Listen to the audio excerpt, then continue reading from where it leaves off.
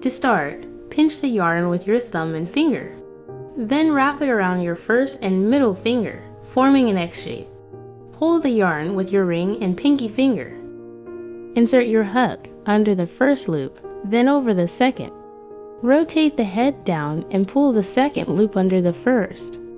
Rotate the head up and push the loop down the hook. Yarn over and pull through the loop on your hook.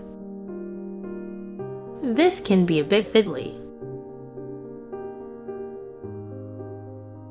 It's as simple as that. Work your stitches into the circle.